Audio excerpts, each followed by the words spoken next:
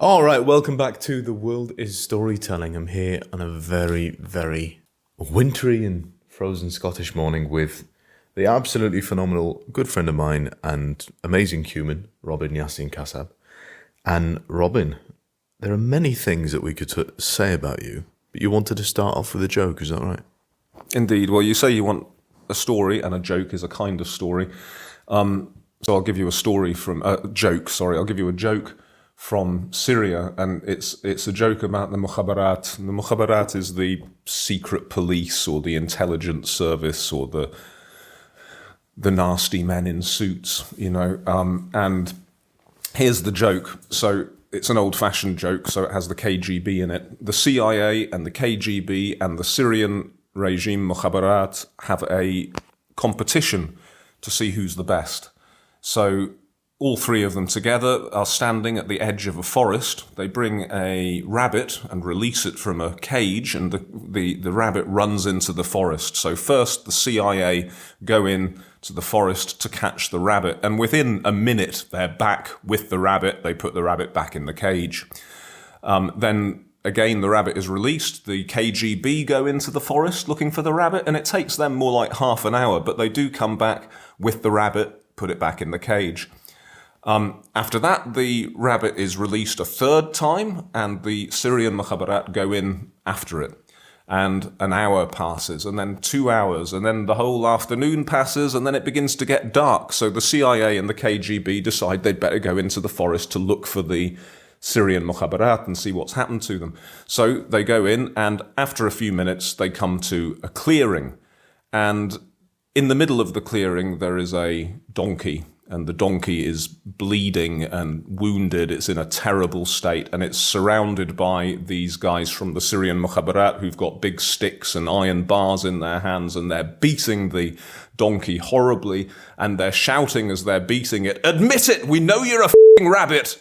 And that's the joke. And it's if I told it reasonably well, it's a funny joke, but it's also a tragic joke, and it really does say something about it's a tragicomic thing about the situation of the poor Syrian donkey being beaten by these monsters who are not really doing security, they're just doing violence and oppression. And it says a lot about Syria, it says a lot about the situation in Syria under the Assad regime, and it also says a lot about the good humour of the Syrian people.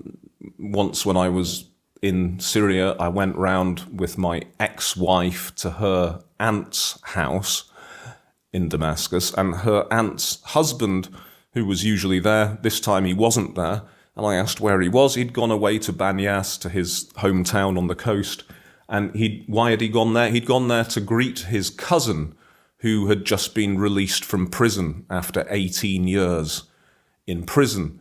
And why did his brother spend 18 years in prison? Because he joined a political party. He hadn't been active in the political party. He hadn't done anything in the political party. He'd been a student at the time, an engineering student, and somebody came and talked to him about this political party, and this guy joined it.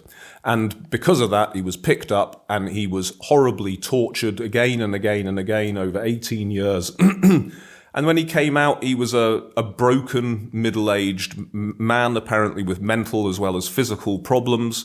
It didn't look like he was going to be able to get married and live a normal life. His life basically had been completely ruined, and not even for active opposition. It was one of several moments when I was there where, everything seemed normal and good, and then suddenly the curtain was pulled back and you saw the pain and the horror and the terror that was operating, the fear that was operating underneath, and how common this was. Almost every family in Syria has some kind of story like that.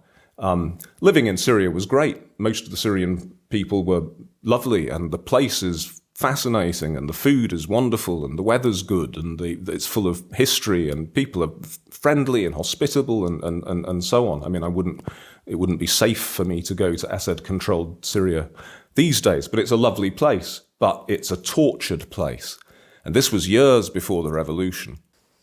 There's something about coincidences over here, and one of the lovely stories that you have about coincidences are the very handsome dog looking at us from the corner. Tell us more about that. Sudfe in the Syrian dialect of Arabic means coincidence, and the reason why the dog is called Sudfe is this.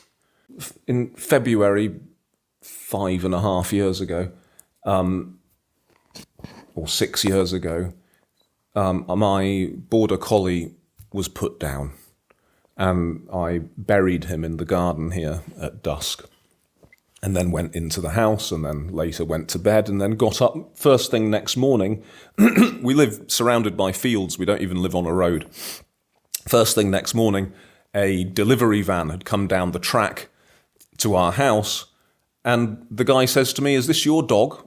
And I looked, and there was a collie, a border collie, from behind, looked quite similar to the dog that had died and was running around. And I said, no, I don't think that's my dog. I put rocks on the grave. And he said, okay, well, it's followed me down the track. And he drove off, and the dog stayed. The dog wanted to stay. But the dog was in a terrible mess. It looked like a very old dog. It was injured. Its hair was matted. It stank. It was covered with ticks, and it was terrified. It was terrified of everything. It was terrified of us. It wanted to stay on the property, but it didn't want to talk to us. We tried offering it food, and it didn't take it. However, that night it slept on the property. We left food out, which it ate. And the next day I managed to get hold of it and pick it up. I was scared it might bite me, but it didn't. It stank, but I picked it up, put it in the car, and took him to the vet in the nearby town. And he had a microchip. They found his microchip, and they called his owner.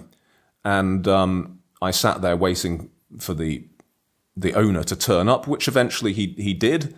And it was a really strange situation because the dog was terrified of the owner. He was trying to get away from the owner. And what could I do? I handed the vet wasn't saying anything, so I handed the dog over. But by inspiration, I saw the guy's wife was driving the car, so I just went out there and I started talking. I didn't say, look, it looks like you've been abusing the dog. I don't think that would have worked.